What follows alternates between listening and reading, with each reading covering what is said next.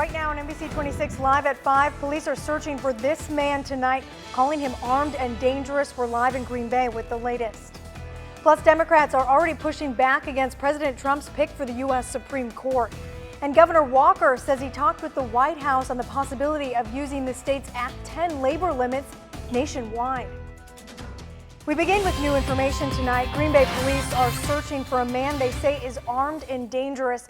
20-year-old Jason Poe has a felony warrant in Milwaukee for armed robbery. He's now also wanted for an alleged domestic disturbance in Green Bay. NBC 26's Marissa DiCandido is live with the very latest. Marissa? Yeah, Megan, this area on Western Ave behind me is where Green Bay police were searching for Poe earlier today. He's still on the loose tonight, and they say he has a history of carrying guns and could be dangerous. The police blocked off Western Ave between Fisk and Locust for a few hours as they searched today. Police say this started this morning when Poe's girlfriend called police saying he had abused her and stolen her car. According to police, Poe led officers on a chase in that car before crashing into a snowbank near Shawano Ave and Alvina Street in Green Bay.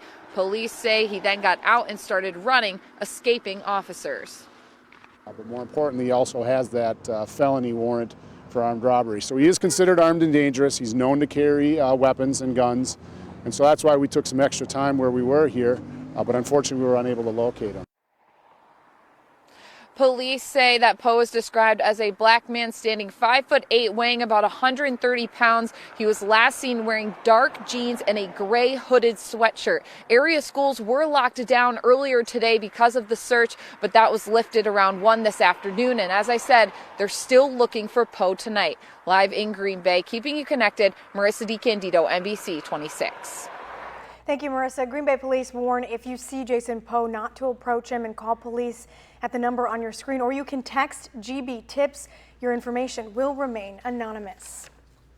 Happening now, President Trump's Supreme Court nominee made the rounds on Capitol Hill today. Confirmation hearings for Judge Neil Gorsuch are still over a month away, but Democrats are already pushing back. Tracy Potts has more from the Supreme Court. Judge Neil Gorsuch, President Trump's Supreme Court nominee, returned to the Senate today, a decade after being unanimously confirmed to the Federal Appeals Court. This time might not be so easy.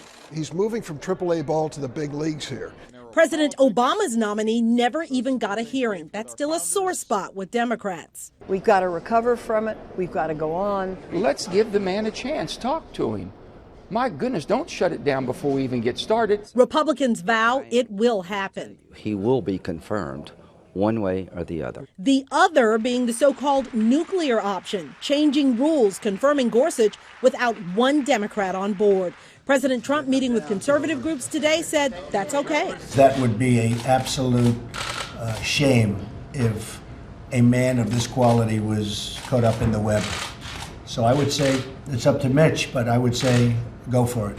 Mitch McConnell, the Senate's top Republican, wants Democrats to back down. Some experts think opposing Gorsuch could backfire. They should hold their fire for when there's somebody really, really objectionable to them. The nomination is confirmed. Despite objections, the Senate confirmed Rex Tillerson today as Secretary of State. Tracy Potts, NBC News, Washington. Also today, the Senate Judiciary Committee approved Jeff Sessions' nomination to be Attorney General. President Trump will no longer visit Milwaukee this week. CNN reported the president was holding an event at Harley-Davidson tomorrow. However, Harley officials told our sister station in Milwaukee there was never a visit scheduled. Today, Governor Scott Walker says he spoke with the White House about the possibility of national expansion of Act 10 labor limits. NBC 26's Eric Kress is live in the newsroom with more on what he says they discussed. Eric? Back in 2011, Act 10, or Wisconsin's budget repair bill, was making national headlines. The idea of the bill was to reduce the state's projected $3.6 billion deficit at the time by making some major cuts, including cuts in state aid to school districts, forcing many state union employees to pay for portions of their pensions and health insurance. And it also eliminated most collective bargaining rights that state union employees were used to. Today, the governor says he has spoken with the vice president about how to implement some of those parts of the bill into national policy. The savings that were counted in Act 10 provided tremendous savings for school districts and local governments and state governments all across the state. For us, it's not a matter of looking back, it's a matter of looking forward. Now, Governor Walker says he and Vice President Mike Pence had the discussion last Friday during his visit to Washington. Keeping you connected, I'm Eric Krest with NBC 26.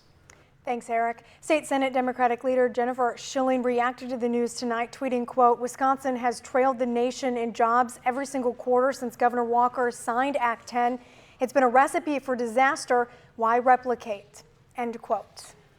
Well, let's turn now to get a check at your first forecast. Cameron Moreland joins us now. Cameron, the snow has moved out and the cold is moving in. Yeah, the coldest weather in 3 weeks, Megan, if you can believe that. Temperatures right now falling through the teens across central and northern Wisconsin, and that temperature will continue to drop pretty quickly as we head through the evening. 15 degrees by 7 o'clock, 12 by 9, 10 by 11. But of course, we've got gusty winds out there, and that means wind chills will be dropping below zero. Megan? Well, crash in Manitowoc County sends a Reedsville man to the hospital. Deputies say a tractor trailer slammed into a bucket vehicle as it was trying to turn off County Highway T. The driver was flown to the hospital with serious injuries. Firefighters from all over Wisconsin are voicing their safety concerns after the state proposed to stop the expansion of devices they say will prevent electrical fires. NBC 26's Mo Hyder was at a public hearing today at the Fox Valley Technical College and joins us with reaction from both sides. Mo? Megan, the state is proposing to stop the requirement to have circuit interrupters that can prevent fires in new home builds. Another part of the state's proposal was to trigger for sprinkler systems to be installed in buildings to go from 3 units to 21 units. But fire officials say that's a recipe for a disaster and a safety issue. Almost all construction is called lightweight construction, and it's not a firefighter's friend. It's something that we have to be on guard against. It's something we have to be careful not to put people in the building too long after it's been on fire, because bad things can happen to them. But members of the Wisconsin Builders Association say new homes are already safe, and adding safety devices could turn away potential buyers. For every $1,000 in the state of Wisconsin that you increase the cost of a single-family home, you will price 3,820 families out of being able to afford that home. The prevention devices can add a few $100s depending on the size of a building.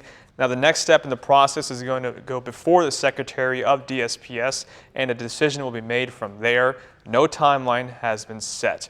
Keeping you connected, Mo Hyder, NBC 26. Thanks, Mo. Well, another concert is coming to Lambeau Field. When and who is expected to bring crowds to Lambeau this summer, we'll tell you. Plus, do you pay attention to heart health warning signs? Tonight, startling numbers that may get you taking steps to protect your heart. You're connected to NBC 26 News at 5 with Megan Lowry, Chief Meteorologist Cameron Moreland, and Sports Director Charlie Sakaitis. NBC 26 News at 5, keeping you connected.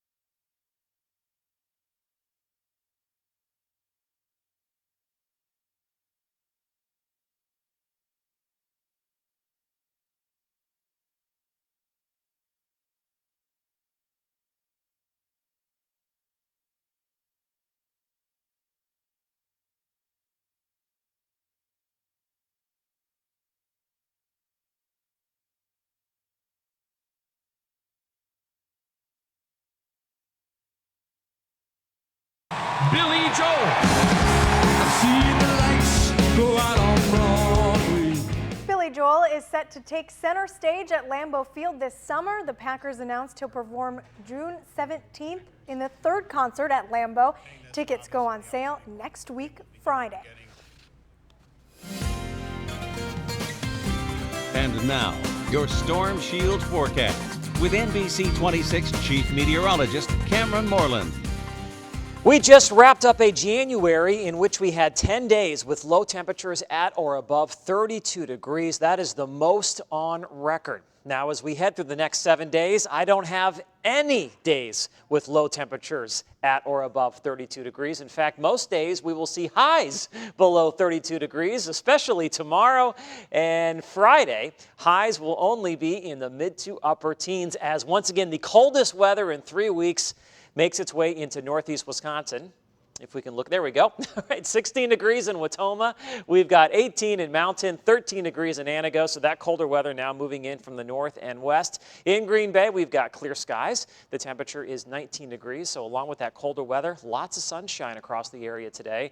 It is 19 degrees in Appleton, and it's windy. So wind chills are making it feel much colder out there. It feels like 4 in Fond du Lac, and it already feels like 0 in Antigo. And those wind chills will continue to drop off as we head through the evening hours. Now, earlier today, we did have a few clouds mixing with the sunshine and a couple of flurries as well, but now skies are clearing out across the central and northern part of the state behind a cold front, which is now quickly moving off towards the south and east. And behind that cold front today, much colder weather compared to what we've been seeing. We actually had daytime highs in the mid to upper 20s earlier this afternoon, but off to the north and west, highs were only in the single digits and teens, and that's the colder weather that'll overspread northeast Wisconsin tomorrow. Now, high temperatures have been above normal for the last 19 days, but tomorrow will not be day number 20.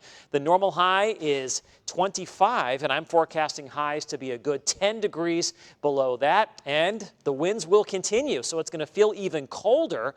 We will be looking at wind chills in the single digits and in some cases teens below 0 as we head through tomorrow morning and early afternoon. Skycast shows mostly clear skies for the nighttime hours. We'll see mostly sunny skies as we move into tomorrow. As high pressure builds in from the north, we can expect a lot of sunshine on Friday as well. And then as we move into the weekend, it looks like another Alberta Clipper will approach from the north and west. And once again, it looks like this system will produce accumulating snow across the area Saturday evening into Sunday morning. So your forecast for tonight calls for breezy and much colder weather. Overnight lows will be in the single digits. Wind chills will be below 0. Tomorrow, sunny, windy, and cold. Look for a high right around 15 degrees. That is my 3-degree guarantee for tomorrow. If I can hit that high within 3 degrees, we will donate $100 to Double Portion, and we did that today. I forecast 28, and the actual high temperature was 28 degrees. On Friday, look for lots of sunshine once again. Mid to upper teens. That Alberta Clipper moves through Saturday evening into Sunday morning with some snow. We'll fine-tune exactly how much we're going to get as we approach the system, but right now it looks like we're going to have enough to shovel. After that system moves through, highs will be in the lower 30s on Sunday, and then a much bigger system rolls through Monday night, Tuesday, and Wednesday of next week, and that's a system we're going to have to keep a close eye on. We're also keeping a close eye on Puxatawny and Jimmy. Yeah, tomorrow is the day we find out if spring is here or if we have 6 more weeks of winter, Megan. I feel like here in Wisconsin, we always have 6 weeks more of winter, regardless of what the groundhog says. It's more like, do we have 12 more weeks of winter? Exactly. That's the question we should be asking here in Wisconsin. But it's still fun to watch. It is, and we'll find out tomorrow. All right, thanks, Cameron. Now let's take a look at what you're going to see tonight at 6 o'clock. Stacey Robertson is in the newsroom with what we're working on. Stacey. Well, Megan, we have new information on what allegedly led up to a 5-hour standoff last month in Fond du Lac. What court records reveal about a reported violent fight between a man and his pregnant girlfriend. Plus, Governor Walker unveils a plan he says will dramatically help the state's rural schools. Details on the budget proposal and how it could affect you and your children. That's tonight on NBC 26 Live at 6. We'll see you then. Still ahead at 5, Muslim leaders in the Fox Valley are hoping to spread a positive message about their faith. We'll show you how they're joining a worldwide movement.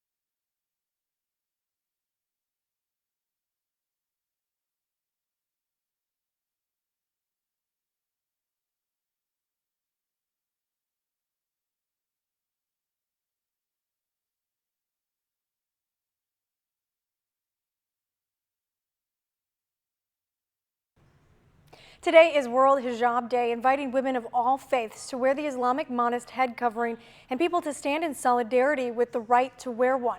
Events promoting this understanding taking place throughout the Fox Valley tonight. NBC 26's Billy Wagnes is live in Neenah, where one event just wrapped up. Billy? Megan, here at the First United Methodist Church, a few dozen women of varied faiths, all donning the head covering known as the hijab, and they're joined by a smaller group of men, and they're all engaged in conversation. The topics ranging from the hijab's history and how it's viewed within different Muslim communities to public prayer. Esther, the interfaith social justice organization, helped organize tonight's event, and organizers say they feel members of our region's Muslim community are often overlooked, even discriminated against, and tonight is an effort to break those barriers. It's one way we can say, yes, we are all in this together. And our friends and our neighbors will see that and say, yes, we are all in this together. They are a part of our community. Now, this event made all the more topical by President Trump's executive action, signing into effect a temporary travel restriction for 7 predominantly Muslim countries. Organizers say tonight's event was planned well before that temporary travel restriction was put in place, which they say was poorly executed and troubling. Reporting live in Neenah, keeping you connected, Billy Wagnes, NBC 26. Thanks, Billy. The White House press corps can now hear from some new and faraway voices during their daily press briefings. The Trump administration announcing the use of Skype to take questions from non-Beltway journalists. 4 journalists will participate in the press briefing using a video chat service. Well, Wisconsin cow is getting a top honor. What she did to move her way into the record books. You're watching NBC 26 live at 5.